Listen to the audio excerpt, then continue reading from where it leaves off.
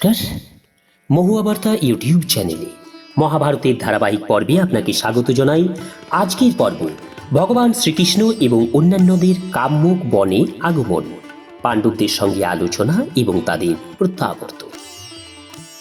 বৈশম্পায়ন বললেন, জন্মেজয়, যখন ভোজ, বৃষ্ণি, অন্ধক ইত্যাদি বংশের যাদবগণ পাঞ্চালের ধৃষ্টদ্যুম্ন, চেদি দেশের ধৃষ্টকেতু এবং কেকই দেশের আত্মীয় স্বজনরা এই সংবাদ পেলেন যে পাণ্ডবগণ অত্যন্ত বিষণ্ণ মনে রাজধানী থেকে চলে গিয়ে কাম্যক বনে বাস করছে, তখন তারা কৌরবদের ওপর বিরক্ত এবং ক্রুদ্ধ হয়ে তাদের নিন্দা করতে লাগলেন এবং নিজ নিজ কর্তব্য স্থির করতে পাণ্ডবদের কাছে গেলেন। সকল ক্ষত্রিয় ভগবান শ্রীকৃষ্ণকে তাদের নেতা করে ধর্মরাজ যুধিষ্ঠিরের কাছে গেলেন।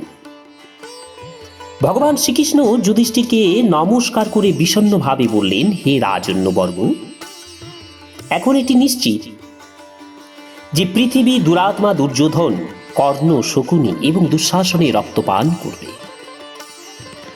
সনাতন ধর্ম হলো এই যে যে ব্যক্তি কাউকে ঠকিয়ে সুখ ভোগ করে তাকে মেরে ফেলা উচিত। এখন আমরা একত্রিত হয়ে কৌরব এবং তাদের সাহায্যকারীদের যুদ্ধে বধ করব এবং ধর্মরাজ যুধিষ্ঠিরকে রাজ সিংহাসনে প্রতিষ্ঠিত করব। অর্জুন দেখলেন পাণ্ডবগণ অপমান হওয়ায় ভগবান শ্রীকৃষ্ণ ক্রুদ্ধ হয়ে তার কালরূপ প্রকটিত করতে চান। তখন তিনি লোক মহেশ্বর সনাতন পুরুষ ভগবান শ্রীকৃষ্ণকে শান্ত করার জন্য স্তুতি করতে লাগলেন। অর্জুন বললেন, শ্রীকৃষ্ণ, আপনি সমস্ত প্রাণীর হৃদয়ে বিরাজমান অন্তর্যামী আত্মা। সমস্ত জগৎ আপনার থেকেই প্রকটিত হয়ে অন্তকালে আপনাতেই সমাহিত হয়। সকল তপস্যার অন্তিম গতিও আপনি। আপনি নিত্য যজ্ঞস্বরূপ। আপনি অহংকারী ভৌমাসুরকে বধ করে মণির কুণ্ডলগুলিকে ইন্দ্রকে উপহার দিয়েছেন এবং ইন্দ্রত্ব প্রদান করেছেন। আপনি জগৎ উদ্ধারের জন্য মনুষ্য অবতার গ্রহণ করেছেন। আপনি নারায়ণ ও শ্রীহরি রূপে প্রকটিত। আপনি ব্রহ্মা, সোম, সূর্য, ধর্ম, ধাতা, যমরাজ, অগ্নি, বায়ু, কুবের, রুদ্র, কাল, আকাশ, পৃথিবী এবং দিক স্বরূপ। পুরুষোত্তম, আপনি স্বয়ং অজ, চরাচর জগতের স্রষ্টা। আপনি অদিতির গর্ভে বামন বিষ্ণু রূপে অবতার হয়েছিলেন, আর সেই সময় আপনি মাত্র 3 পদে স্বর্গ, মর্ত, পাতাল জয় করেছিলেন। সর্বস্বরূপ আপনি সূর্যে তার জ্যোতিরূপে থেকে তাকে প্রকাশ করছে। আপনি সহস্র অবতার রূপ ধারণ করে ধর্মবিরোধী অসুরদের সংহার করেছেন। আপনি সর্ব ঐশ্বর্যময়ী দ্বারকা নগরীকে আপন করে লীলা বিস্তার করেছেন এবং শেষে তাকে সমুদ্রে সমাহিত করবেন। আপনি সর্বতোভাবে স্বাধীন। তা সত্ত্বেও হে মধুসূদন, আপনার মধ্যে ক্রোধ, ঈর্ষা, দেশ, অসত্য এবং ক্রূরতা নেই। কুটিলতা তো থাকতেই পারে না। হে অচ্যুত, সকল মুনি ঋষি আপনাকে তাদের হৃদয় মন্দিরে বিরাজমান দিব্য জ্যোতি রূপে জেনে আপনার শরণ গ্রহণ করেন এবং মোক্ষ লাভের ইচ্ছা করেন। প্রলয়ের সময় আপনি স্বাধীনভাবে সমস্ত প্রাণীদের নিজ স্বরূপে লীন হয়ে নেন এবং সৃষ্টির সময় সমস্ত জগৎ রূপে প্রকটিত হন। ব্রহ্মা এবং শঙ্কর উভয়ই আপনার থেকে প্রকটিত হয়েছেন। আপনি বাল্যলীলার সময় বলরামের সঙ্গে যেসব অলৌকিক কার্য ঘটিয়েছেন তা আজও পর্যন্ত কারো দ্বারা সম্ভব হয়নি এবং হবেও না। শ্রীকৃষ্ণের আত্মা অর্জুন তাকে এইভাবে স্তুতি করে চুপ করলেন।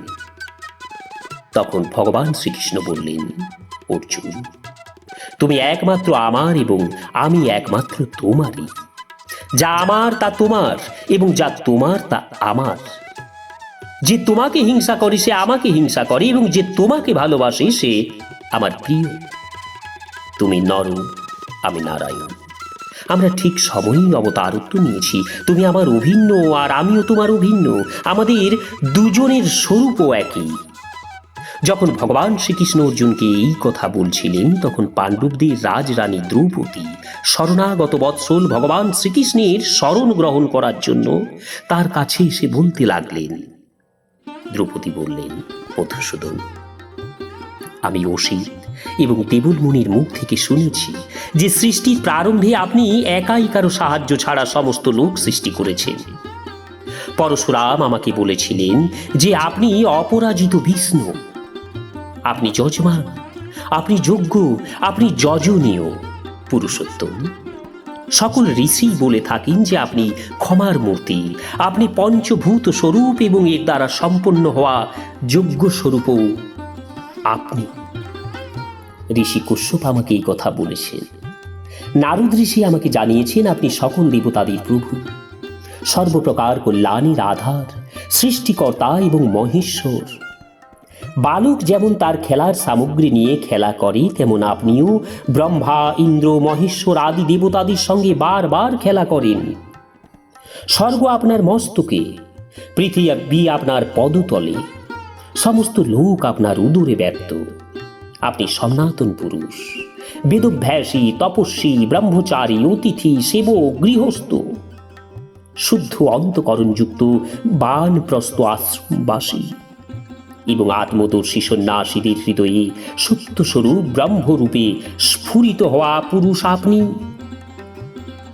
রণভূমিতে পৃষ্ঠ প্রদর্শন না করা পুণ্যাত্মা রাজর্ষি এবং সমস্ত ধার্মিকদের পরম গতিও আপনি। আপনি সবার প্রভু, আপনি বিভু, আপনি সর্বাত্মা। আপনার শক্তিতেই সকলে কর্ম করতে সক্ষম হয়। লোক, লোকপাল, তারামণ্ডল, 10 দিক, আকাশ, চাঁদ এবং সূর্য সবই আপনাতে প্রতিষ্ঠিত।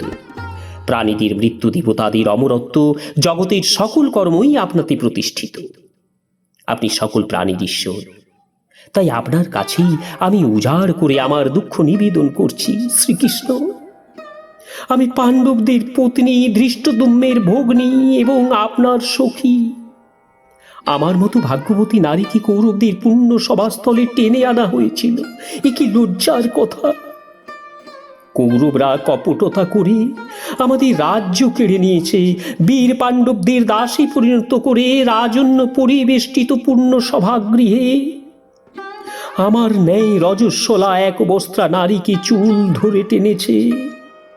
মধুসূদন, আমি জানি অর্জুন, ভীম এবং আপনি ছাড়া গান্ডীব ধনুতে কেউ এই গুণ পড়াতে পারেন না।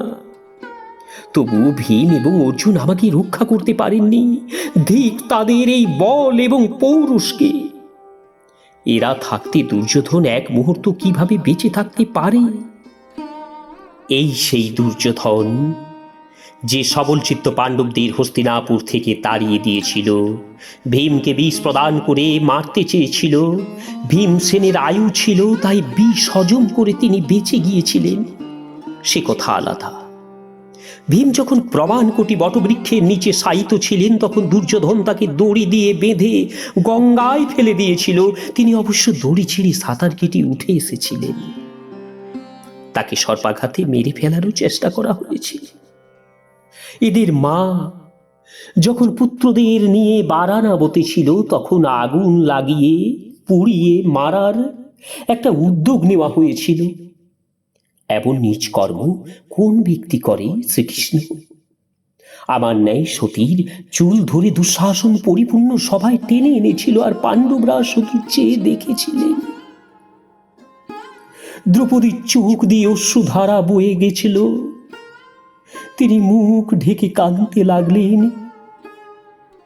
একটু পরে নিজেকে একটু সামলে ভরাট গলায় ক্রোধ ভরে আবার বলতে লাগলেন। দ্রৌপদী বললেন, শ্রীকৃষ্ণ, 4টি কারণের জন্য তোমার সর্বদা আমাকে রক্ষা করা উচিত। প্রথমত, তুমি আমার আত্মীয়। দ্বিতীয়ত, অগ্নিকুণ্ড থেকে উৎপন্ন হওয়ায় আমি গৌরবশালিনী। তৃতীয়ত, তোমার চরণের আশ্রিতা আমি। এবং চতুর্থত, তোমার উপর আমার পূর্ণ অধিকার আছে এবং তুমি আমাকে রক্ষা করতে সক্ষম।